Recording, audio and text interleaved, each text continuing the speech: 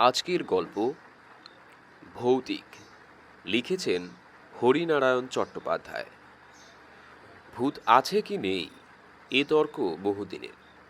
ঈশ্বরের অস্তিত্ব নিয়েও এ ধরনের তর্ক আদিম যুগ থেকে চলে আসছে। দুটো তর্কেরই আজও নিষ্পত্তি হয়নি। বিজ্ঞানের যুগে তোমরা হয়তো এসব মানতে চাইবে না। অনুবীক্ষণ আর দূরবীক্ষণ যন্ত্র দিয়ে যা দেখা যায় না তার অস্তিত্বও নেই, এই তোমাদের মত। ভূতের কথা তোমাদের মতন এতদিন আমিও বিশ্বাস করতাম না। অনেক জায়গায় ভূত দেখার আমন্ত্রণ পেয়েছি, পুরো বাড়িতে রাত কাটিয়েছি, ঘোর অমাবস্যায় শ্মশানে ঘোরাফেরা করেছি। কিছু চামচিকে আর শেয়াল ছাড়া আর কিছু নজরে পড়েনি। ভূত সম্বন্ধে আমিও ঘোরতর অবিশ্বাসী হয়ে উঠেছিলাম। এমন সময় ব্যাপারটা ঘটল। ঠিক আমাদের পাশের বাড়িতে থাকে সমর রয়। ছেলেটি দেখতে যেমন সুন্দর, লেখাপড়াতেও তেমনই উৎসাহী। বিয়ে পরীক্ষা দেওয়ার আগে মাঝে মাঝে আমার কাছে পড়তে আসতো। সেই সময়ে তার বিদ্যা বুদ্ধি পরখ করার সুযোগ আমার হয়েছিল। তাছাড়া একেবারে পাশের বাড়িতে থাকতো। খুব ছোটবেলা থেকেই তাকে দেখছি। ইদানিং অনেক দিন সমরের সঙ্গে দেখা হয়নি। শুনেছিলাম পরীক্ষার পর সে বাইরে কোথায় বেড়াতে গেছে। এক সন্ধ্যায় ঘরে বসে একটা বই পড়ছি। বাইরে ঝড়ের আভাস। জানালা দরজার পর্দাগুলো দমকা বাতাসে উড়ছে। দু এক ফোঁটা বৃষ্টিও যেন গায়ে এসে পড়ল। কিন্তু বইটা এত ভালো লাগছিল যে উঠে গিয়ে জানালাগুলো বন্ধ করতে ইচ্ছে করছিল না। হঠাৎ সশব্দে দরজাটা খুলে গেল। ভাবলাম ঝড়। চোখ ফিরিয়ে কিন্তু অবাক হলাম। সমর এসে দাঁড়িয়েছে। উস্কো খুস্কো চুল, পাংশু মুখ। কি সমর, কবে ফিরলে? বইটা মুড়ে প্রশ্ন করলাম। সমর কৌচে আমার পাশে বসে বলল, একটু আগে। জামা কাপড় সেরে আপনার কাছে চলে আসছি। কি ব্যাপার? মনে হলো সমরের বোধহয় জরুরি কোনো কথা বলবার আছে। আপনার সময় হবে এখন? আপনার সঙ্গে একটা কথা আছে। হাসলাম। অফুরন্ত সময়। বলো কি তোমার কথা? আপনি ভূত বিশ্বাস করেন মাস্টার মশাই? এই প্রশ্ন হাজারবার হাজার জায়গায় শুনেছি। সোজাসুজি উত্তর না দিয়ে বললাম, কি বলতে চাইছো বলো। মৃত্যুর পর মানুষ শেষ হয়ে যায় না মাস্টার মশাই। ভূত বলুন, আত্মা বলুন, তারা আছে। মাঝে মাঝে তারা দেখাও দেয়। বুঝলাম কোনো কারণে সমর খুব উত্তেজিত হয়েছে। অনেকেরই রজ্জুতে সর্পভ্রম হয়। আধো অন্ধকারে গাছপালা দেখে ভূত প্রেত কল্পনা করে, কিংবা বদমাইশ লোকের প্রতারণায় ভুলে মনে করে অশরীরী কিছু একটা দেখেছে। সমরের পিঠে হাত রেখে বললাম, মাথা ঠান্ডা করে কি হয়েছে বলো তো। সমর কৌচার খুঁট দিয়ে মুখ আর কপাল মুছে নিল। তারপর একটু দম নিয়ে বলতে আরম্ভ করল। লখনৌতে আমার এক পিসি আছেন, আপনি জানেন বোধ হয়। হ্যাঁ, তোমার কাছেই শুনেছি। তিনি কোনো এক স্কুলের শিক্ষিকা, তাই না? সমর ঘাড় নাড়ল। পিসি বৈজনাথ শিক্ষাদানে পড়ান। তিনি অনেকদিন ধরে তার কাছে আমাকে যেতে লিখেছেন, কিন্তু একটার পর একটা ঝঞ্ঝাটের জন্য যাওয়া আর হয়ে ওঠেনি। তাই পরীক্ষার পর ভাবলাম, এখন তো প্রচুর অবসর, এইবার ঘুরে আসি। মাসখানেক আগে দেরাদুন এক্সপ্রেসে রওনা হয়ে গেলাম। তোমার বাবার কাছে শুনেছি। আমি কোচের উপর পা দুটো তুলে ভালো হয়ে বসলাম। আপনি শুনলে হাসবেন, জীবনে এই আমার প্রথম রেলযাত্রা। কাজেই উৎসাহের অন্ত ছিল না। প্রত্যেক স্টেশনে ট্রেন থামতেই আমিও নেমে প্ল্যাটফর্মে পায়চারি করতে আরম্ভ করি।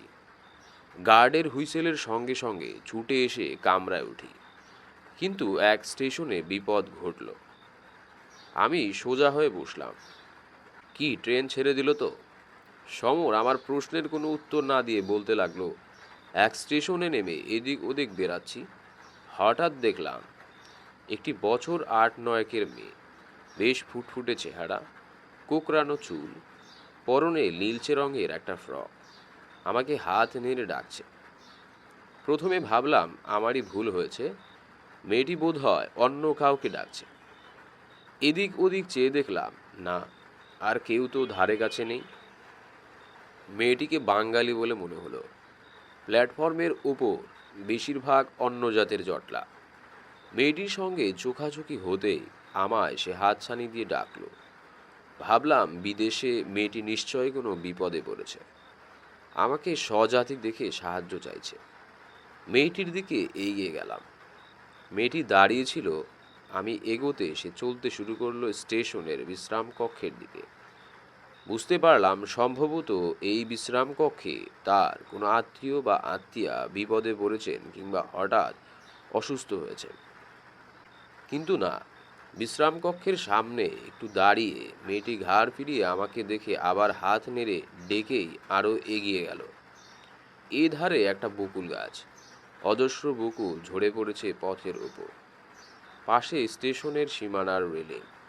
মেয়েটি তার কাছে গিয়ে দাঁড়ালো। আমি জোরে জোরে হেঁটে মেয়েটির কাছে গিয়ে দাঁড়ালাম এবং ঠিক সময় আমি আর উৎকণ্ঠা দমন করতে পারলাম না। জিজ্ঞাসা করলাম কি হলো। হুইসেল দিয়ে ট্রেন ছেড়ে দিল।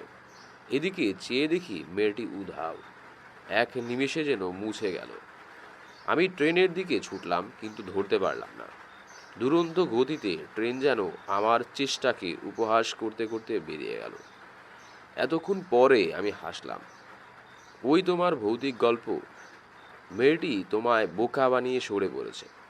বয়স কম হলে হবে কি? মেয়েটি ভারী উস্তাদ মনে হচ্ছে। সমর আমার হাসিতে যোগ দিল না। গম্ভীর গলায় বলল, আমার কাহিনী এখনো শেষ হয়নি মাস্টার মশাই। আমি একটু অপ্রস্তুত হলাম। বললাম, বেশ, বলে যাও। আমি স্টেশন মাস্টারের সঙ্গে দেখা করে ট্রেন ফেল করার কথা বললাম। তিনি পরের স্টেশনে ফোন করে দিলেন যাতে তারা আমার বিছানা আর সুটকেসটা নামিয়ে রাখতে পারে। এর পরের ট্রেন রাত 9:30। হাতে অঢেল সময়। সমস্ত বিশ্রাম কক্ষগুলো তন্ন তন্ন করে খুঁজলাম। কয়েকজন দেহাতি যাত্রী বসে আছে, মেয়েটি কোথাও নেই। স্টেশনের বাইরে কয়েকটা টাঙ্গাওয়ালাকে মেয়েটির কথা জিজ্ঞেস করলাম। তারা কেউই কিছু বলতে পারল না। আশ্চর্য লাগলো, চোখের সামনে থেকে মেয়েটি কি করে নিশ্চিহ্ন হয়ে গেল। এই প্রচণ্ড দিনের আলোয় কোথায় সে সরে যেতে পারে? আশ্চর্য হবার আমার আরও বাকি ছিল। রাত 7টা নাগাদ সারা স্টেশনে হইচই, সবাই খুব ব্যস্ত। গিয়ে খবর নিয়েই চমকে উঠলাম। দেরাদুন এক্সপ্রেসের সঙ্গে এক মালগাড়ির ভীষণ ধাক্কা লেগেছে। অনেক লোক আহত হয়েছে, মারা গেছে বেশ কয়েকজন। আপাতত সব গাড়ি বন্ধ। দু একটা রিলিফ ট্রেন সাহায্য দিয়ে ছোটাছুটি করছে। স্টেশন মাস্টারের কামরায় খুব ভিড়। অনেকেই আত্মীয় স্বজনের খবর নেবার জন্য ব্যাকুল। ভিড় কমতে খবর পেলাম দেরাদুন এক্সপ্রেসের সামনের 4খানা বগি একেবারে চূর্ণ বিচূর্ণ হয়ে গেছে। সামনের 3 নম্বরের বগিতে আমার থাকার কথা। সেই মুহূর্তে নতুন করে আবার মেয়েটির কথা মনে এলো। মেয়েটি যদি হাতছানি দিয়ে আমাকে ডেকে না নিয়ে যেত, তাহলে আমার কি অবস্থা হতো ভেবেই শিউরে উঠলাম। সেই রাত্রেই দুটো টেলিগ্রাম করলাম, একটা কলকাতার বাড়িতে আর একটা লখনৌতে, পিসির কাছে। লিখে দিলাম যে ভাগ্যক্রমে দুর্ঘটনার হাত থেকে আমি বেঁচে গেছি। পথে এক স্টেশনে আমি নেমে পড়েছিলাম। লাইন ঠিক হতে দিন 2 লাগলো। তারপর লখনৌ রওনা হলাম। পিসিকে খবর দিয়ে সারা রাত মেয়েটির কথা ভাবলাম। বিধাতার আশীর্বাদের মতন মেয়েটি যেন আমার প্রাণ রক্ষা করতে এসেছিল। কিন্তু কাজ শেষ করে মেয়েটি কোথায় মিলিয়ে গেল। পরের দিন 11টা নাগাদ লখনৌ পৌঁছালাম।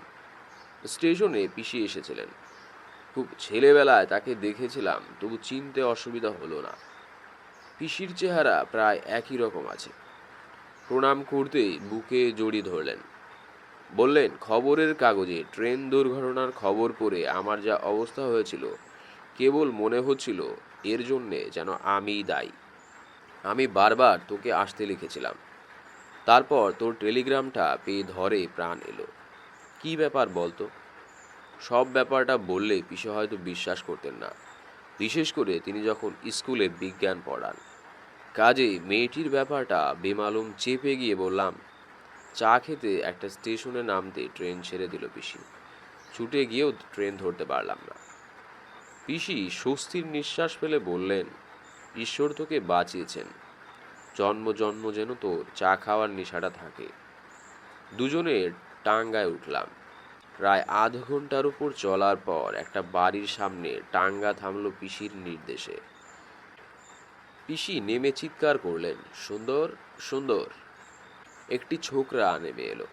আমার সুটকেস আর বিছানা নিয়ে আবার উপরে উঠে গেল। পিসির পিছন পিছন আমি উপরে উঠলাম। মাঝারি সাইজের একটা ঘরের দিকে আঙ্গুল দেখিয়ে পিসি বললেন, ওই ঘরটা তোর, যা জামা কাপড় ছেড়ে নে, আমি জল খাবারের বন্দোবস্ত করি। শরীর খুবই ক্লান্ত ছিল। ঘরের মধ্যে ঢুকে একটা চেয়ারের উপর নিজেকে ছেড়ে দিলাম।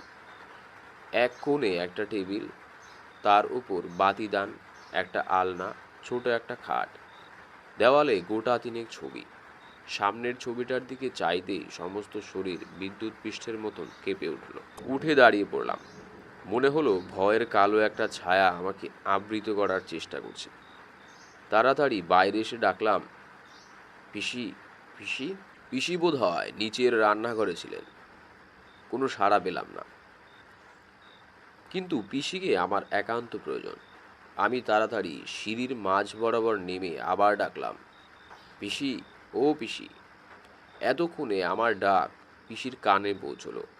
হন্তদন্ত হয়ে পিসি সিঁড়ির কাছে এসে বললেন, কিরে, কি হয়েছে? একটু এ ঘরে এসো তো। আমি ছুটে ওপরের ঘরে এসে দাঁড়ালাম। হাঁপাতে হাঁপাতে পিসিও এলেন একটু পরে। কি হলো রে, শরীর খারাপ হয়নি তো? এত ঘামছিস কেন? জামার আস্তিন দিয়ে কপালের ঘামের বিন্দু মুছে ফেলে বললাম, না, শরীর আমার ঠিক আছে। কিন্তু এ ছবিটা কার? এই যে। হাত দিয়ে সামনের ফটোটা দেখালাম। পিসি বললেন, ওটা টুনুর ফটো, আমার মেয়ে টুনু। মেয়ে? হ্যাঁ, তাকে তুই দেখিসনি। তোর জন্মাবার বছরখানেক আগে টুনু মারা গেছে, টাইফয়েডে। বোধহয় বছর 8 হয়েছিল বয়স। শেষ দিকে পিসির কণ্ঠস্বর একটু গাঢ় হয়ে এলো, কিন্তু ঠোঁটটা কামড়ে থেমে গেলাম। কিন্তু কি রে, কি বলবি বল? পিসি বললেন। তুমি কি বিশ্বাস করবে পিসি? বিশ্বাস করবার কথা নয়, কথাটা বল, তবে তো বুঝবো বিশ্বাস করার কথা কিনা। পিসি আমার ভাবভঙ্গি দেখে রীতিমতো বিস্মিত হলেন। টুনুদির সঙ্গে আমার দেখা হয়েছে পিসি। আমার কথা শেষ হবার আগেই পিসি ধপাস করে চেয়ারে বসে পড়লেন। ভাবলেন নির্ঘাত ছেলেটার মাথা খারাপ হয়েছে। একটু একটু করে সব বললাম। যখন শেষ করলাম, পিসির চোখ দিয়ে টস টস করে জল পড়ছে। পিসি বিজ্ঞান পড়ান, কিন্তু একটি কথার প্রতিবাদ করলেন না, কিছু অবিশ্বাস করলেন না। শুধু বললেন, টুনুই তোর প্রাণ বাঁচিয়ে দিয়েছে। এবার সমর আমার দিকে ঘুরে বসলো। বলুন মাস্টার মশাই, কি করে এটা সম্ভব? মারা যাবার পরও কি আত্মার স্নেহ, দয়া, মায়ার আকর্ষণ থাকে? নিজের আত্মীয়দের বাঁচাবার জন্য তারা কি মানুষের দেহ ধরে আবার ফিরে আসতে পারে মরলোকে? পেলাম। বাইরে ঝড়ের সঙ্গে প্রবল বৃষ্টি শুরু হয়েছে। আম গাছের একটা ডাল জানলার পাল্লায় মাথা ঢুকছে অনবরত। জলের ঝাপটায় ঘরের অনেকখানি ভিজে গিয়েছে। সেই দিকে চেয়ে চুপ করে বসে রইলাম। কি উত্তর দেব সমরের প্রশ্নের? চিরদিনের জন্য হারিয়ে যাওয়া মানুষ নিজের লোককে বিপদ থেকে রক্ষা করবার জন্য আবার পৃথিবীতে ফিরে আসে, তাও কি সম্ভব?